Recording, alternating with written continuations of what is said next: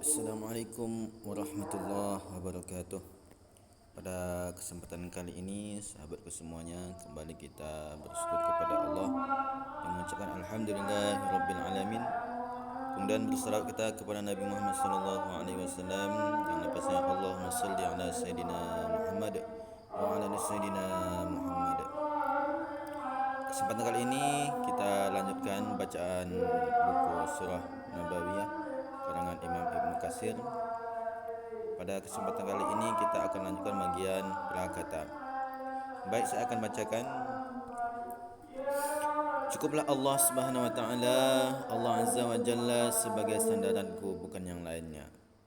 Syekh kami Al-Imam Al-Alim Al-Allamah Imaduddin Abul Fida Ismail bin Umar bin Katsir Asy-Syafi'i, semoga Allah memberikan kenikmatan di persinggahan beliau rahimahullah atas berbagai ilmu yang telah diajarkannya. Amin. Segala puji hanyalah milik Allah Subhanahu wa taala. Semoga salam senantiasa dilimpahkan kepada para hamba Allah yang terpilih. Segala puji hanya milik Allah, dengan pujian yang banyak sebanyak-banyaknya dan sebaik-baiknya, lagi penuh berkah baginya, sebagaimana yang disukai dan diridai oleh Rabb kami Azza wa Jalla. Aku bersaksi bahwasanya tidak ada yang berhak diibadahi dengan benar melainkan Allah yang Maha Esa, tiada sekutu baginya. Dengan persaksian hamba yang ikhlas hatinya, tulus dan terbebas dari segala noda syirik, yang mengakui penghambaan dirinya kepada Allah, memohon perlindungannya dari kejahatan syaitan dan hawa nafsu, lalu berpegang teguh pada talinya yang kuat yang diturunkan kepada Rasulnya Al-Amin Muhammad sallallahu alaihi wasallam, makhluknya yang terbaik. Semoga salawat dan salam dilimpahkan kepada beliau selama-lamanya hingga hari kebangkitan di padang mahsyar kelak, yaitu hari perjumpaan dengan Allah Subhanahu wa taala. Semoga Allah juga memberikan keridhaannya kepada para sahabat, isteri-isteri, anak cucu serta para pengikut beliau, yakni orang-orang yang memiliki ilmu dan mata hati. Amma ba'du, sungguh tidaklah elok bagi para seorang ulama untuk mengacukan perjalanan hidup Nabi dan sejarah peradaban Islam yang syarat dengan berbagai ilmu pengetahuan dan beragam nilai penting yang senantiasa dibutuhkan. Tidak akan ditolerir alasan apapun untuk mengabaikannya. Berangkat dari itulah penulis berkeinginan untuk membuat sekelumit catatan dalam bidang tersebut agar bisa dijadikan sebagai pengantar, prolog dan panduan untuk memahaminya. Hanya kepada Allah kita bersandar dan hanya kepadanya pula kita menyerahkan segala urusan. Hal ini mencakup paparan tentang nasab Rasulullah sallallahu alaihi wasallam, perjalanan hidup beliau, mukjizat-mukjizat kenabian, bahkan sejarah peradaban Islam sepeninggal beliau hingga hari ini. Semua itu merupakan hal-hal yang akan senantiasa diperlukan oleh mereka yang perlu, dan semua itu akan diuraikan secara ringkas insya-Allah. Nasab Rasulullah sallallahu alaihi wasallam. Beliau adalah penghulu anak cucu Adam, Abul Qasim Muhammad, dikenal dengan nama Ahmad Al-Mahi, yaitu yang menghapus kekafiran, Al-Hashir, yakni yang mengumpulkan umat manusia di belakang beliau, Al-Aqib, yaitu yang tidak ada lagi nabi sesudahnya, Al-Muqaffi, Nabiyur Rahmat, Nabiyut Taubat, dan Nabiyul Malhamah. Ayah beliau sallallahu alaihi wasallam adalah Abdullah, dan ia memiliki beberapa orang saudara laki-laki, yaitu Al-Haris, Az-Zubair, Hamzah dan Al-Abbas, kunyah dan Abul Fadl.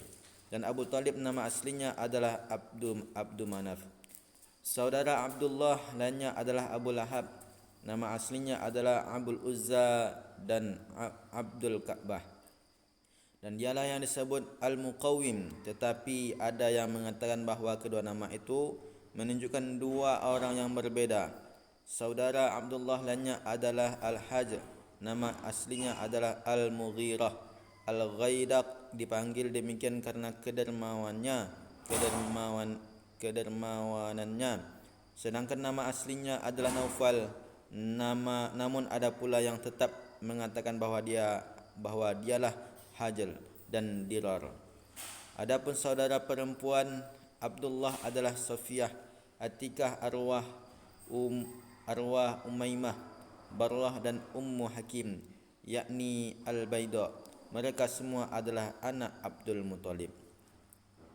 Nama asli Abdul Muttalib sendiri adalah Syaibatul Hamd.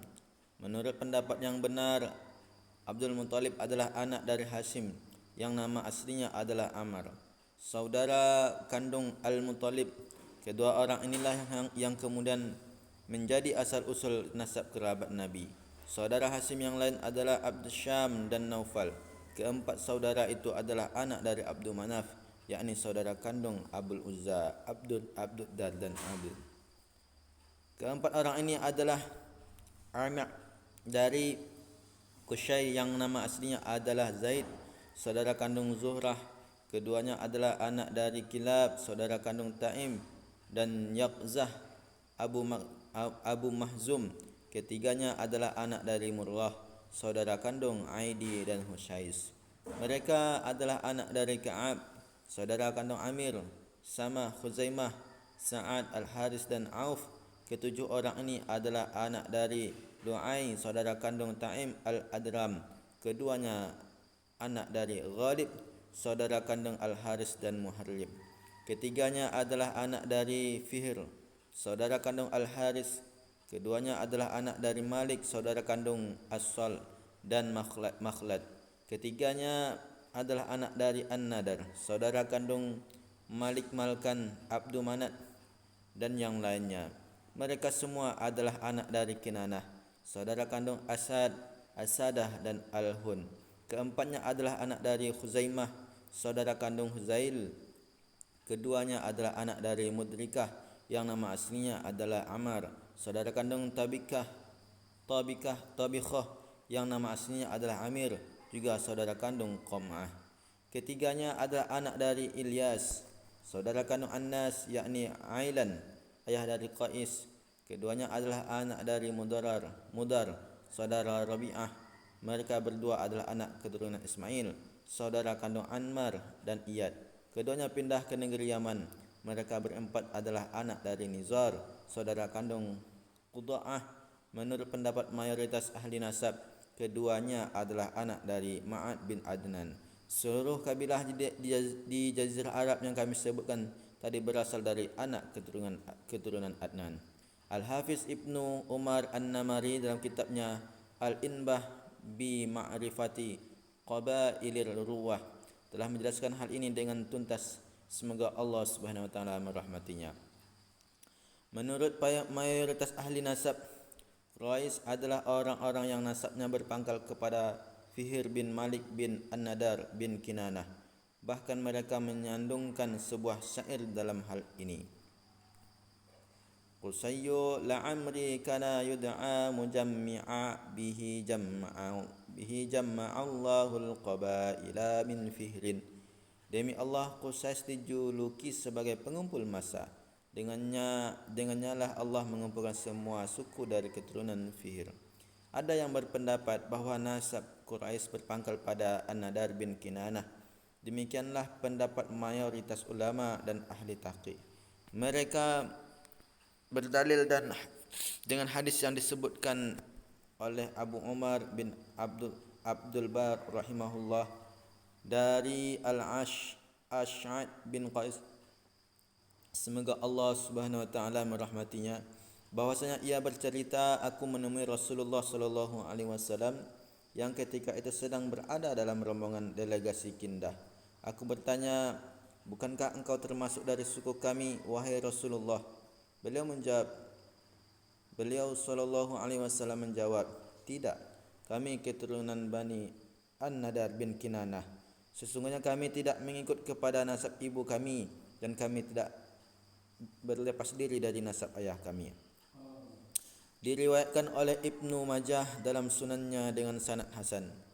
Dalam sebuah riwayat disebutkan bahawa Al-Ash'ad menceritakan, seandainya ada seseorang dari suku Quraisy yang menolak nasabnya dihubungkan kepada An-Nadar bin Kinanah, pasti aku akan mencambuknya sebagai hukuman baginya. Sebagian orang berpendapat bahawa pangkal nasab Quraisy adalah Ilyas bin Mudar bin Nizar. Pendapat lain menyebutkan bahawa pangkal nasab mereka adalah ayahnya, yakni Mudar. Keduanya adalah pendapat sebagian sahabat Imam Syafi'i. Abul Qasim Abdul Karim Ar-Rafi' dalam kitab syarahnya menyebutkan kedua pendapat tersebut. Namun kedua pendapat ini cukup aneh. Adapun suku-suku di Yaman seperti suku Himyar, Hadramaut, Sabah dan lainnya, mereka semua berasal dari Qatan, bukan dari Adnan. Sementara itu, berkaitan dengan suku Qud'ah, terdapat 3 pendapat ulama. Ada yang mengatakan mereka berasal dari Adnan, ada yang mengatakan mereka dari Qatan, dan ada juga yang mengatakan mereka dari suku yang ketiga, suku lain, bukan dari Adnan dan bukan juga dari Qatan. Akan tetapi pendapat yang diceritakan oleh Abu Umar dan ulama lainnya ini aneh.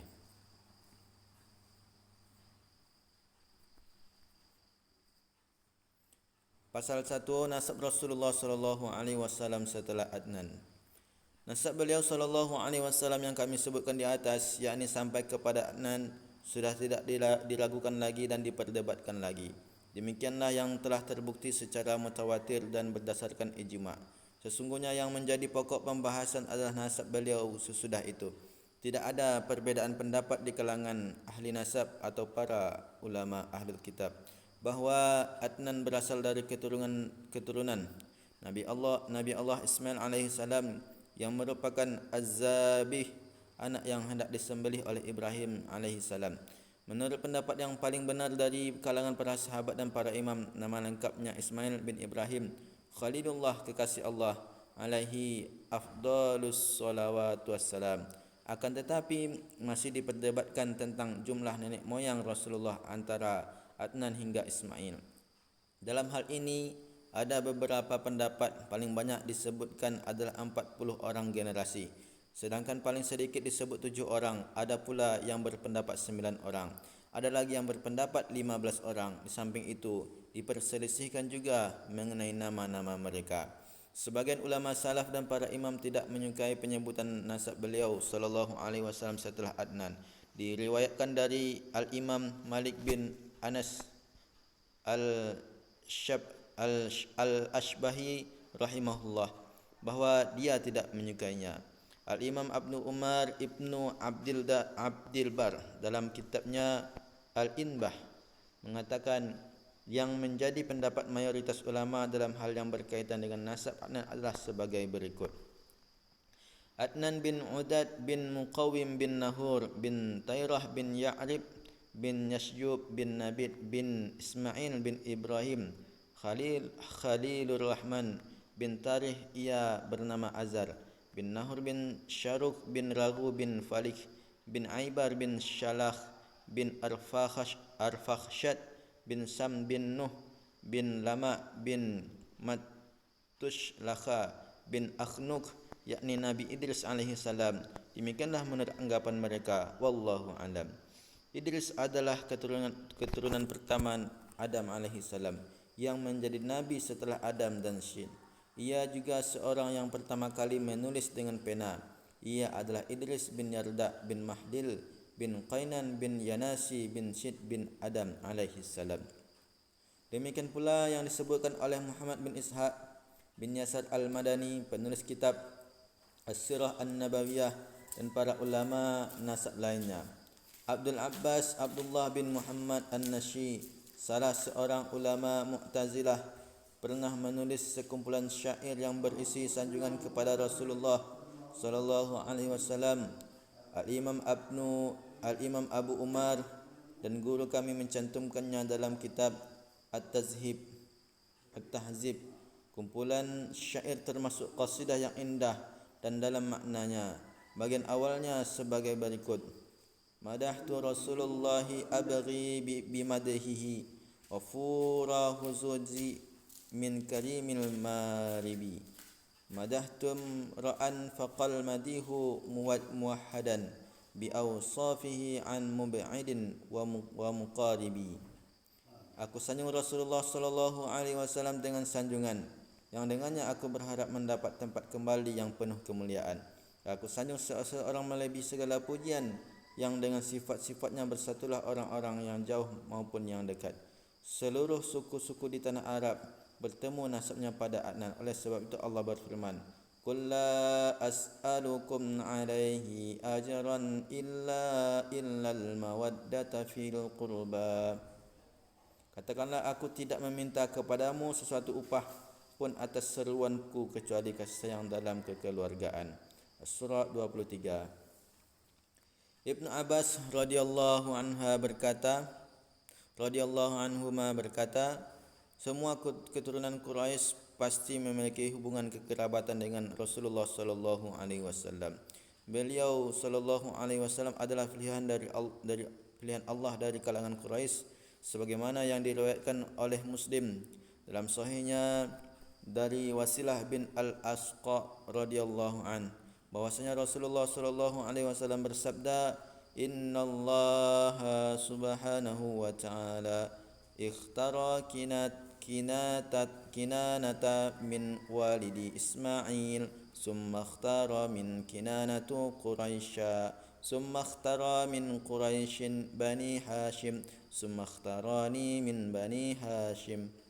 Sesungguhnya Allah memilih Kinanah dari anak Ismail, kemudian Allah Subhanahu wa ta'ala memilih Quraisy dari Kinanah. Selanjutnya Allah Subhanahu wa ta'ala memilih Bani Hashim dari suku Quraisy. Setelah itu Allah Subhanahu wa ta'ala memilihku dari kalangan Bani Hashim. Begitu juga anak-anak Bani Israel, baik dari kalangan para nabi maupun yang lainnya, mereka bertemu nasabnya dengan beliau sallallahu alaihi wasallam pada Ibrahim Khalilullah alaihi wasallam, yang telah Allah Subhanahu wa taala anugerahkan kenabian dan kitab suci kepada keturunannya. Demikianlah Allah Subhanahu wa taala menurunkan perintahnya kepada Bani Israel melalui lisan Nabi Musa alaihi salam.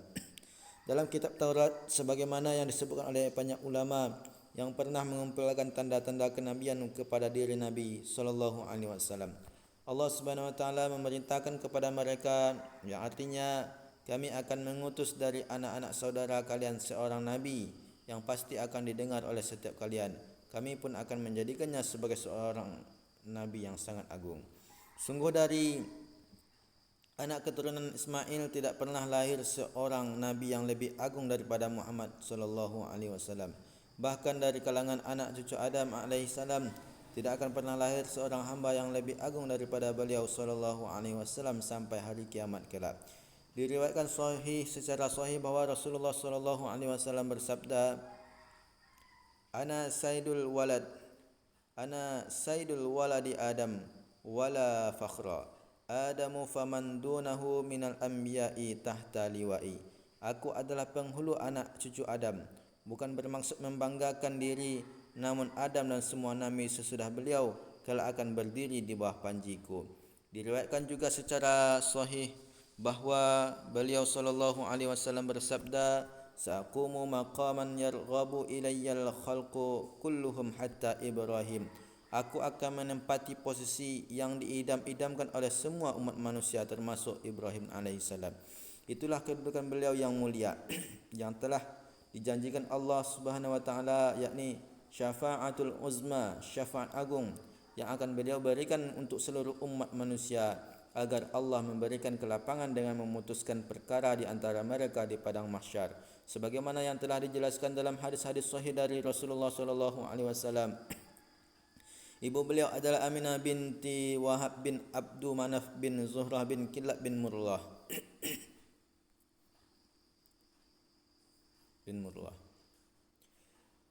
Demikianlah pembacaan kitab kita pada kesempatan kali ini. Mudah-mudahan ada manfaatnya. Subhanakallah wa bihamdika asyhadu an la ilaha illa anta astaghfiruka wa atubu ilaik. Assalamualaikum warahmatullahi wabarakatuh.